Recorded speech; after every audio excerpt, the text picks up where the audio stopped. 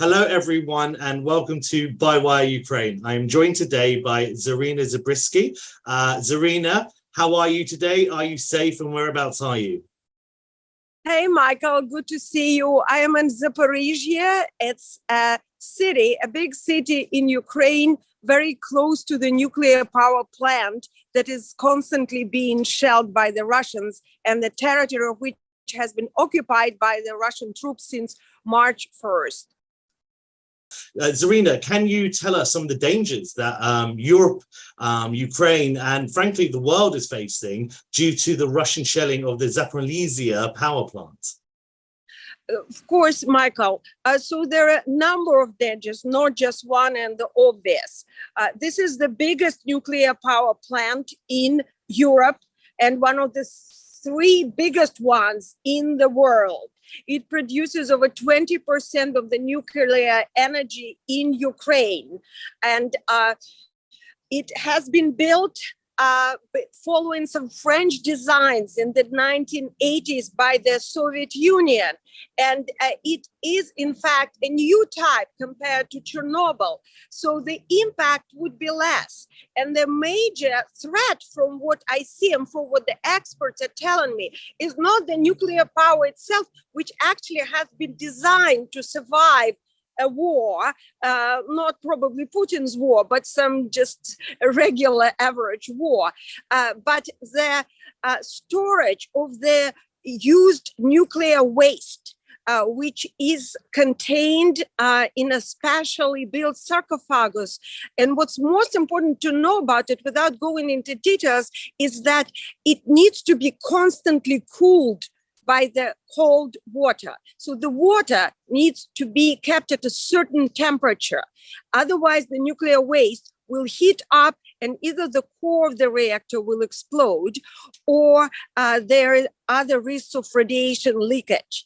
So the constant supply of electric power is the crucial for all of us not to have an invisible cloud of radiation following the winds all over Europe or Asia, wherever the nature decides to blow it.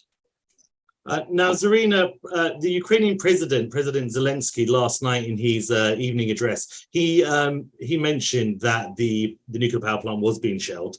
He also pointed out, I believe, that the power plant has been mined and that the Russians are actually keeping munitions and ammunition there. Is that something you can talk to us a little bit about? Do you have any information on that?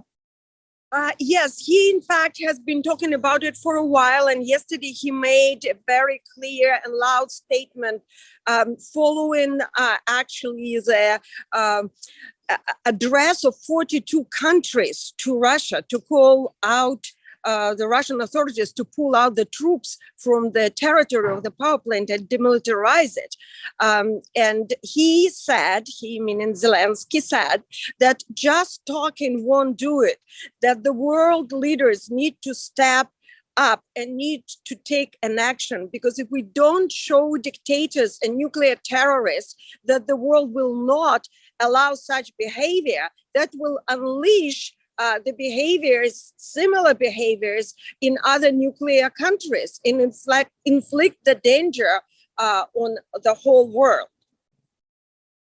So, Zarina, given an explosion of the nuclear power plant or any kind of fallout would be a lose-lose situation for really all parties involved, I just wonder, do you have any insight as to why the Russians or Putin's armies may be trying to destroy or shell it or damage it or even create a nuclear waste leak? Why on earth would they be doing that, or at least taking these risks? It's a great question, Michael. And of course, anyone in their mind would be asking that, because it's simply suicidal. However, that's not the logic of the current Russian government. They have crossed some line into another dimension where the human life or human lives en masse lost meanings to them. And for them, it's just a strategic or sometimes tactical move.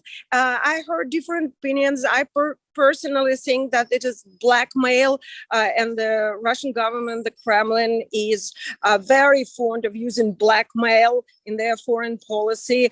And this is simply to scare the world in the obedience, in the removing sanctions. The other goal for them could be forwarding the energy that they need badly, the power, to the already occupied peninsula of Crimea and switch Ukraine off electricity, which will mean more destruction and weakened Ukraine, especially during the winter, which might lead to Russian military gains on the territory of Ukraine. And it just simply flexing the muscle and showing that we can, just like with everything else when they were pulling all the forces to the borders and threatening the world. Well, I think the world now knows to take Russian threats very seriously, because they do seem to follow through on them. Zarina, can you tell us a little bit about the dangers and the problems and the risks you faced from reporting from these types of areas, these nuclear power plants, and generally in a war zone? Right. Well, funny enough, you'd think it would be more dramatic, because in theory, of course, there's a risk of being shelled or bombed. Because today, when I was finding a location for these reporting, I was advised to stand by a gas station which was shelled just the other day, and where a woman was killed just walking by the gas station. It's a residential area, and this happens all the time. So there's always a risk of that.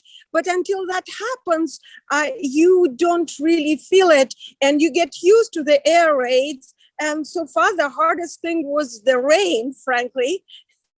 And that could be radioactive rain too. You would never know. Just like in 1986, when Chernobyl happened, it was raining and people had no idea that rain was a very special rain that then inflicted the thyroid cancer and other diseases on the population. So Zarina, can you give us a more general update then can you tell us what the latest is from Ukraine at the moment? Right. So there are daily reports, and usually there are some dramatic developments. However, today was a somewhat medium day with nothing drastic so far, knock on wood, happening.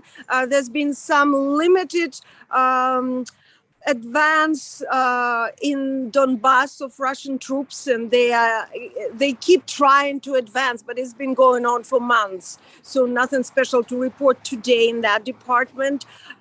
One of the important developments today, however, is that in Kherson Oblast, in the southern part, in the southern front, the Russian military commandment is reported to move back to Melitopol, actually close to where I am now, and that's because they feel endangered by the attacks of the Ukrainian troops after Ukrainians were supplied with a new type of Western weapons.